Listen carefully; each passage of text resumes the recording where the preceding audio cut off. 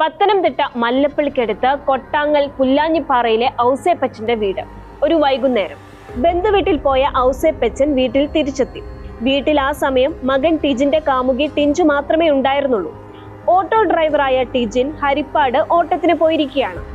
ഔസേപ്പച്ചൻ ബെല്ലടിച്ചിട്ട് കാത്തുനിന്നു. പക്ഷെ ആരും വാതിൽ തുറക്കുന്നില്ല.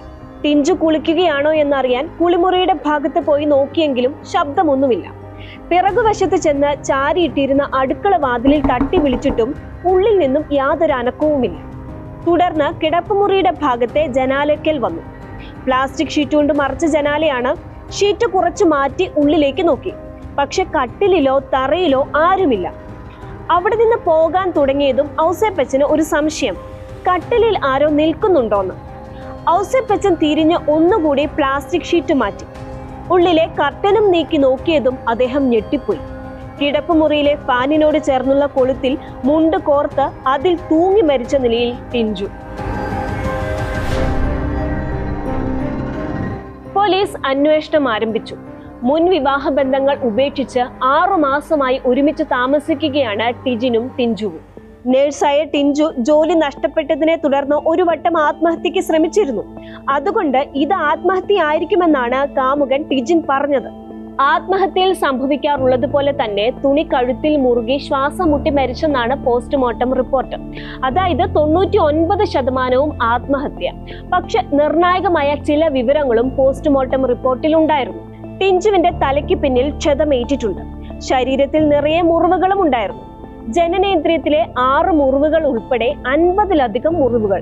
ജനനേന്ദ്രിയത്തിൽ വെളുത്ത സ്രവവും കൈവിരലുകളിലെ നഖങ്ങൾക്കിടയിൽ രക്തവും ചർമ്മവും ഉണ്ടായിരുന്നു.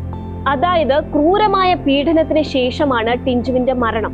മാത്രമല്ല, കുരുക്കിൽ തൂങ്ങുമ്പോൾ ടിഞ്ചുവിന് ജീവനും ഉണ്ടായിരുന്നു. അപ്പോൾ ഒന്നുകിൽ ടിഞ്ചു പീഡനത്തിന്റെ മനോവിഷമത്തിൽ സ്വയം തൂങ്ങിയതാകാം, അല്ലെങ്കിൽ പീഡിപ്പിച്ചയാൾ തന്നെ അവളെ കെട്ടിത്തൂക്കിയതുമാകാം. എങ്കിൽ അതാര്? ടിഞ്ചുവിന്റെ വീട്ടുകാരും നാട്ടുകാരും പോലീസും സംശയിച്ചത് 2 പേരെയാണ്. 1 കാമുകൻ ടിജിൻ, 2 ടിജിന്റെ അപ്പൻ ഔസേപ്പച്ചൻ. ടിജിനെ മർദ്ദിച്ച് ചോദ്യം ചെയ്തെങ്കിലും തുമ്പൊന്നും ലഭിച്ചില്ല. മാത്രമല്ല, മൃതദേഹത്തിന് ലഭിച്ച സാമ്പിളുകൾ വിദഗ്ധ പരിശോധനയ്ക്ക് അയച്ചതുമില്ല. അങ്ങനെ കേസ് തെളിയിക്കപ്പെട്ടില്ല. പക്ഷേ പിന്നീട് ജില്ലാ ക്രൈംബ്രാഞ്ച് കേസ് ഏറ്റെടുത്തതോടെ വഴിത്തിരിവായി. ക്രൈംബ്രാഞ്ച് DYSPമാരായ R പ്രതാപൻ നായരും PVJ ജോപ്പിയും ടിഞ്ചുവിൻ്റേത് കൊലപാതകമാണെന്ന് തെളിയിച്ചു. നഖങ്ങൾക്കടിയിൽ നിന്നും ജനനേന്ദ്രിയത്തിൽ നിന്നും ലഭിച്ച സാമ്പിളുകൾ ശാസ്ത്രീയമായി പരിശോധിച്ചു.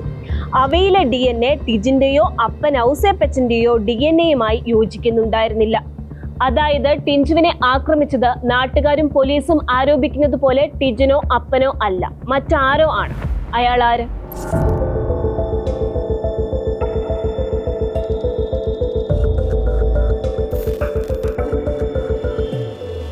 ക്രൈം സീൻ ഒന്നുകൂടി പരിശോധിച്ചു. കിടപ്പുമുറിയിൽ കട്ടിലിന് മുകളിലുള്ള കൊളുത്തിൽ വെള്ളമുണ്ടിലാണ് ടിഞ്ചു തൂങ്ങി നിന്നത്. കട്ടിലിന് മുകളിൽ ബക്കറ്റ് വെച്ച് അതിൽ കയറി നിന്ന് കൊളുത്തിൽ മുണ്ടിട്ടെന്നാണ് അനുമാനം. ഇത് എത്രത്തോളം ശരിയാണെന്ന് നോക്കാം. ഇതിനായി ഡമ്മി പരീക്ഷണം നടത്തി. 153 സെന്റിമീറ്റർ ഉയരമാണ് ടിഞ്ചുവിനുള്ളത്. കയറി നിന്ന ബക്കറ്റിന് 38 സെന്റിമീറ്റർ ഉയരവും. എന്നാൽ കട്ടിലിൽ ബക്കറ്റ് വെച്ച് അതിൽ കയറി നിന്നാൽ പോലും ടിഞ്ചുവിന് മുകളിലെ കൊളുത്തിൽ മുണ്ട് കോർക്കാൻ കഴിയില്ലെന്ന് ഈ പരീക്ഷണത്തിൽ നിന്ന് വ്യക്തമായി.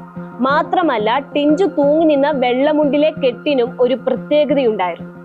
ലോറികളിൽ തടി കയറ്റുമ്പോൾ മരം വെട്ടുകാർ കെട്ടുന്നത് പോലുള്ള ഒരു കെട്ടായിരുന്നു അത്. നിരന്തരം കയറുകൾ കൈകാര്യം ചെയ്യുന്നവർ ഉപയോഗിക്കുന്ന വിദഗ്ധമായ കെട്ട്. അപ്പോൾ ഇതിന്റെ എല്ലാം അടിസ്ഥാനത്തിൽ ടിഞ്ചുവിൻ്റേത് ആത്മഹത്യയല്ലെന്ന് വ്യക്തം. തടിക്കച്ചവടവുമായി ബന്ധമുള്ള ആരോ ടിഞ്ചുവിനെ പീഡിപ്പിച്ച് കെട്ടിത്തൂക്കിയതാണ്. എങ്കിൽ അതാര്?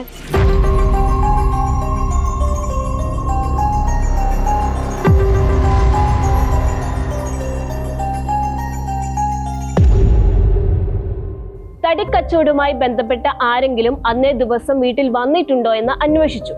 ഒരാൾ വന്നിട്ടുണ്ട്. നെയ്മോൻ എന്ന് വിളിക്കപ്പെടുന്ന നസീർ. സംഭവ ദിവസം രാവിലെ പുരയിടത്തിലെ തടി വാങ്ങാനായി നസീർ വന്നിരുന്നു. ടിജിനും അപ്പനും പുറത്തേക്ക് ഇറങ്ങാൻ തുടങ്ങുന്ന സമയത്തായിരുന്നു അയാൾ വന്നത്. നസീറിനെ മുമ്പ് പലവട്ടം ചോദ്യം ചെയ്തതാണ്. പക്ഷെ തനിക്കൊന്നും അറിയില്ലെന്നായിരുന്നു അപ്പോഴെല്ലാം അയാളുടെ മറുപടി. അതേസമയം രക്തസാമ്പിൾ എടുക്കാൻ ആവശ്യപ്പെട്ടപ്പോൾ ഇഞ്ചക്ഷൻ പേടിയാണെന്ന് പറഞ്ഞ് അയാൾ ഒഴിഞ്ഞു മാറാൻ ശ്രമിച്ചിരുന്നു. ഇത് അയാളിലുള്ള സംശയം ബലപ്പെടുത്തി. ചോദ്യം ചെയ്തപ്പോൾ നസീർ പറഞ്ഞു, സംഭവ ദിവസം ആ വീട്ടിലെത്തിയപ്പോൾ താൻ ബൈക്കിൽ നിന്ന് ഇറങ്ങിയിട്ടേ ഇല്ലെന്ന്. എന്നാൽ മുമ്പ് ലോക്കൽ പോലീസിനോട് അയാൾ പറഞ്ഞത് താൻ ബൈക്കിൽ നിന്ന് ഇറങ്ങിയെന്നാണ്. മൊഴിയിലെ ഈ പൊരുത്തക്കേട് അയാൾക്ക് കുരുക്കായി. മാത്രമല്ല, മൃതദേഹത്തിൽ നിന്ന് ലഭിച്ച സാമ്പിളുകളിലെ DNA നസീറിന്റെ DNA-യുമായി കൃത്യമായി യോജിക്കുകയും ചെയ്തു. നസീറിനെ കസ്റ്റഡിയിലെടുത്ത് ചോദ്യം ചെയ്തു. അയാൾ കുറ്റം സമ്മതിച്ചു. പീഡനത്തെ തുടർന്നുള്ള കൊലപാതകമായിരുന്നു അത്. സംഭവ ദിവസം രാവിലെ വീട്ടിലെത്തിയ നസീർ അന്ന് ടിഞ്ചു വീട്ടിൽ തനിച്ചാണെന്ന് മനസ്സിലാക്കിയിട്ടാണ് തിരിച്ചു പോയത്. തുടർന്ന് മദ്യപിച്ച ശേഷം വീണ്ടും എത്തിയ അയാൾ പിറകുവശത്തെ അടുക്കള വാതിലിലൂടെ അകത്ത് കടന്ന് ടിഞ്ചുവിനെ കടന്നുപിടിച്ചു. അവൾ എതിർത്തതോടെ ബലപ്രയോഗമായി. ഇതിനിടെ ടിഞ്ചുവിന്റെ തല കട്ടിലിൽ ചെന്നിടിച്ചു. ബോധരഹിതയായ അവളെ നസീർ ലൈംഗികമായി പീഡിപ്പിച്ചു.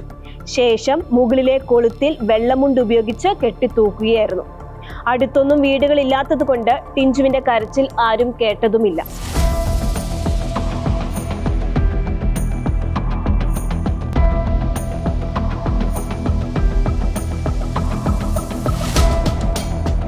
കാമുകന്റെ വീട്ടിൽ തൂങ്ങി മരിച്ച നിലയിൽ യുവതി.